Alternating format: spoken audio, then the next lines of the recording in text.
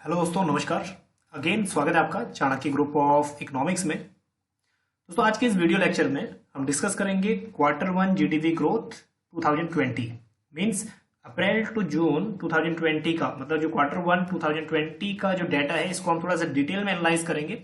जो अभी GDP trends, मतलब अगर इकोनॉमी का जो हम ट्रेंड्स करें वो कॉन्ट्रैक्शनरी फेज में आ चुका है। ठीक, तो सबसे पहले अब हम बात करेंगे जीडीपी ग्रोथ के बारे में। तो ग्रोथ इस बार जो रही है -23.9%, मतलब नेगेटिव में रही है। उसका क्या रीजन है मेन, और ये ऐसा पहला टाइम है कि इकोनॉमी कॉन्ट्रैक्शनरी फेज में गई है या हमारी जीडीपी माइनस में गई है। ठीक, तो यहाँ पे 4 केसेस पहले भी हो चुके हैं ऐसे, जब हमारी जीडीपी माइनस में गई है आफ्टर इंडिपेंडेंस, तो वो भी हम डिस्कस करेंगे। तो सबसे पहले हम डिस्कस करेंगे कि इसका रीजन क्या है। जो मेन इसका रीजन है वो है लॉकडाउन। ठीक है, मतलब कोविड-19 पेंडेमिक।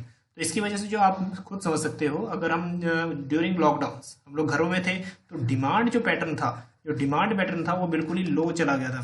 तो डिमांड लो होने की वजह से अगर लोग लो डिमांड ही नहीं करेंगे तो प्रोडक्शन एक्टिविटी कहाँ से होगा? प्रोडक्शन ही नहीं होगा, और प्रोडक्शन नहीं होगा तो जीडीपी हमें प्रोडक्शन ही तो बताती है। तो प्रोडक्शन नहीं होगा तो जीडीपी भी अपने आप ही लो जाएगी। तो एक यहाँ पे एक एग्जाम्पल लेते हैं कि क्या हम कैसे समझ सकते हैं ये वाला जो क्राइटेरिया है। तो एक एग्जाम्पल के तौर पे, अगर जो लास्ट ईयर हमने प्रोडक्शन किया वर्थ RS 100 करोड़, लेकिन इस बार 100 करोड़ अगर रहता तो जीरो का ग्रोथ रेट रहता। तो इस बार जो हमने प्रोडक्शन हुआ है वो सिर्फ हुआ है 76 करोड़ का। तो जो 24% अराउंड जो कॉन्ट्रैक्शन हुआ है जीडीपी में, तो ये हमें ये शो करता है कि अभी रिसेशनरी से भी, मतलब जो रिसेशन अगर डीप हो जाता है तो हो जाता है डिप्रेशन, मतलब कॉन्ट्रैक्शनरी फेज। तो वो अभी इकोनॉमी में चल रहा है।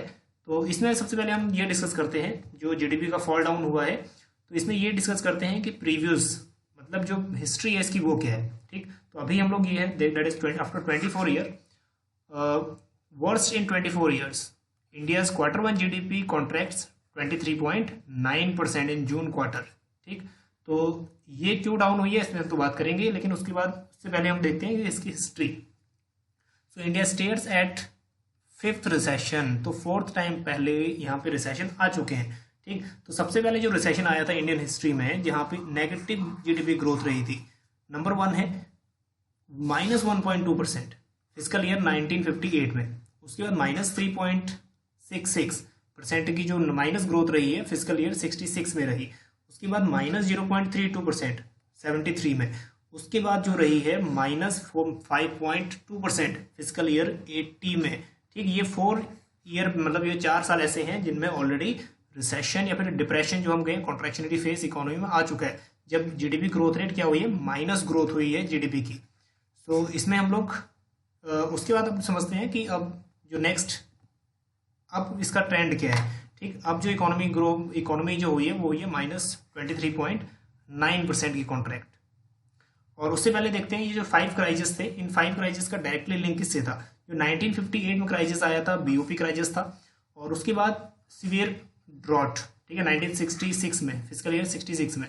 तो ड्रॉट प्रोन जो मेन एरिया था एग्रीकल्चर प्रोडक्शन ही कम हो गया था, हम लोग फॉरेन पे डिपेंड थे। तो यहाँ पे सीवियर ड्रॉट, मतलब प्रोडक्टिविटी कम हो गई थी, एग्रीकल्चर प्रोडक्टिविटी सूखे की वजह से।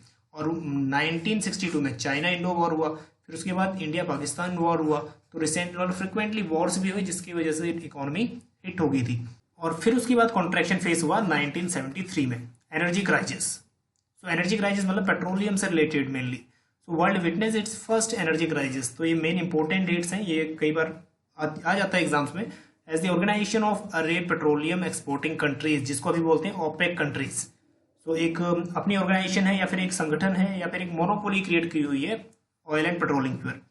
सो प्रोक्लेम्ड एन ऑयल एम्बेर्गो। ऑयल एम्बेर्गो का मतलब ये है, एम्बेर्गो का मतलब होता है ऑफिशियली बैन लगा देना किसी दूसरी कंट्री पे पर्टिकुलर एक्टिविटी के लिए।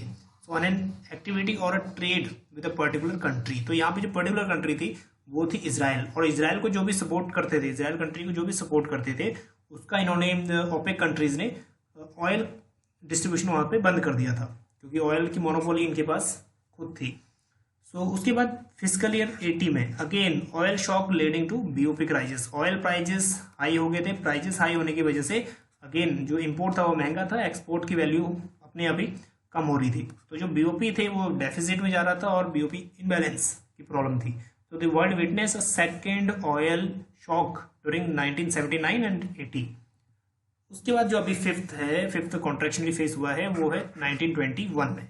सो lockdown killing economic activities due to कोविड-19 पैंडेमिक। ठीक है, पैंडेमिक की वजह से पूरी कंट्री में अभी अगर आप बात करें मार्च एंड में लॉकडाउन होना शुरू हुआ था और उससे फ्रिक्वेंटली लॉकडाउन अभी तक अगर हम करें मतलब जून तक तो ये लॉकडाउन लगा ही लगा। ठीक, मार्च अप्रैल जून मई जून, तो जून तक पूरा ही लॉकडाउन था। उसके बाद पार्शियली खुलना शुरू हुआ, लेकिन इकोनॉमिक एक्टिविटी इस बीच बंद रही। अगर इकोनॉमिक एक्टिविटी बंद रहेंगी तो जीडीपी तो कॉन्ट्रैक्शन होगी। So India's GDP contract by 23.9% in April to June, मतलब फर्स्ट क्वार्टर 2020। तो ये डाटा जो कलेक्ट करती है वो एनएसओ करती है, नेशनल स्टैटिस्टिक्स ऑफिस। अब इसकी भी जो डेट है वो भी याद रख लेना, कई बार आ जाता है। मतलब 2 मई 1951 को ये फॉर्म्ड हुई थी।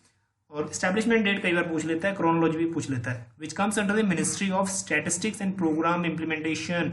अब ये भी आ जाता है कि एनएसओ किसके अंडर काम करती है, ministry of statistics and programme implementation is vital as it provide the first benchmark on the state of India's economy after the pandemic. Pandemic के बाद फर्स्ट डाटा जो अभी रिलीज हुआ है ये अभी इकोनॉमिक सिचुएशन ये है। क्वार्टर 2 का जो डाटा आएगा, क्वार्टर 3 का आएगा, क्वार्टर 4 का आएगा। ये जो माइनस ग्रोथ है, ग्रोथ रेट इतनी जल्दी इंप्रूवमेंट होने वाली नहीं है, क्योंकि हमें अगर ग्रोथ करनी होती है तो 1 या 2% की ग्रोथ से ही इकोनॉमी इतना मूव कर जाती है, मतलब काफी सफर होती है। तो ये तो 23% मतलब 24% का कॉन्ट्रैक्शन है, इतनी जल्दी फेस नहीं करेगी। हाँ, हो सकता है कि क्वार्टर 2 में 18% -18 रहे, उसके बाद क्वार्टर 3 में 8% रहे, फिर 6% रहे माइनस में। इतनी जल्दी रिवाइव नहीं हो सकती इकोनॉमी। ठीक, तो इतनी बड़ी पॉलिसीज होंगी तो ही इतनी अच्छी रिवाइव करेगी। पहले तो हमें 0 पॉइंट पे आना है। ठीक है, मतलब 0 पे आते हैं तो इतना टाइम लगेगा। So the June quarter GDP data is worst contraction in the history of Indian economy since independence. तो इंडिपेंडेंस से अभी तक वर्स्ट है, अभी तक ऐसी सिचुएशन नहीं आई। लास्ट में 5% का माइनस हुआ था 1980 में। ठीक है, -5.2 का। अब जो है वो शार्प 24% अप्रोक्स। तो कुछ यहाँ पे प्रिडिक्शन भी की थी, जैसे आरबीआई ने प्रिडिक्शन किया था कि 15% टू 25% माइनस के बीच में जीडीपी रह सकती है इस क्वार्टर की। लेकिन जो according to the economist surveyed by Bloomberg, इनके according India GDP is estimated to have decline 18%। तो 18% का डिक्लाइन तो पहले ही मतलब इस क्वार्टर में एक प्रिडिक्शन ऑलरेडी लगाई जा रही थी, बल्कि आरबीआई ने प्रिडिक्ट किया था 15 to 25% तक।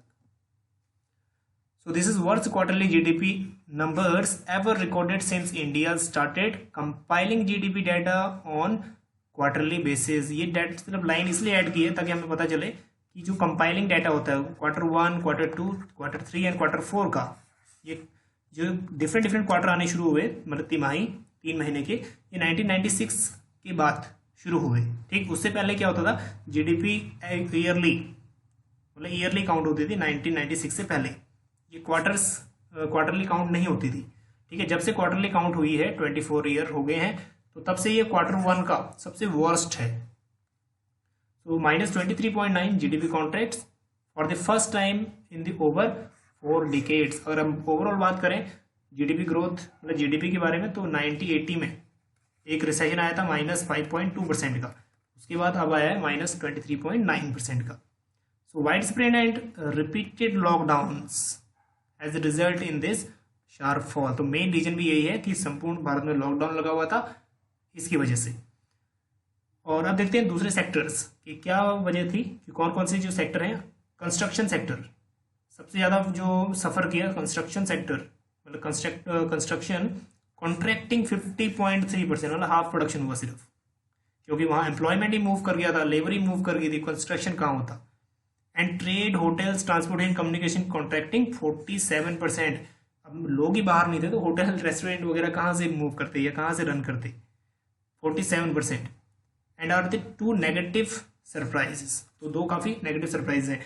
अब ये डाटा जो है ना, ये डाटा वो है जो हमें विजिबल है। अब जो इकोनॉमी में 94% अनऑर्गेनाइज सेक्टर है। अनऑर्गेनाइज सेक्टर मतलब ऐसी ऑर्गेनाइज तरीके से काम नहीं करता। ओनली 6% ऑर्गेनाइज सेक्टर है जिसका हम लोग इजीली डाटा कलेक्ट करते हैं ऑर्गेनाइज तरीके से, बल्कि तो अनऑर्गेनाइज सेक्टर है इकोनॉमी में 94%। तो ये डाटा विजिबल है, जो विजिबल है वही कलेक्ट है। कई डाटा मतलब माइन्यूटली अगर हम देखें तो इससे भी बड़ी बुरी हालत होगी। तो इन्वेस्टमेंट टू कॉन्ट्रैक्ट्स 47.1%। मोटिवेशन नहीं मिलेगा प्रोडक्शन के लिए तो इन्वेस्टमेंट कहाँ से होगा। इन्वेस्टमेंट ही 47.1% डाउन हुआ। एक एग्रीकल्चर ऐसा सेक्टर है जो यहाँ पे 3.4% का ग्रोथ किया है। ठीक, तो एक्सपेंशन इसमें आया 3.4% का। सो India's recovery path appears a long and hard one, मतलब जब रिकवरी करते करते इसको काफी टाइम लगने वाला है। अ mix of monetary and physical measures, monetary मतलब आरबीआई भी ऐसी पॉलिसी अपनाए जो फेवरेबल हो, फिजिकल मेजर और गवर्नमेंट भी ऐसी पॉलिसीज अपनाए जो इकोनॉमी के लिए बेनिफिशियल हो। Measure to prop up the economy has fallen short so far, जो इकोनॉमी अभी डूबी है इसको रिवाइव करने के लिए। और इससे पहले जो हमारा एक एम था, वो एम था aiming at transforming the Indian economy from the estimation of 2.8 trillion, ठीक है 2.8 ट्रिलियन की इकोनॉमी थी अपनी, मतलब 2.93 ट्रिलियन की हम मानते थे।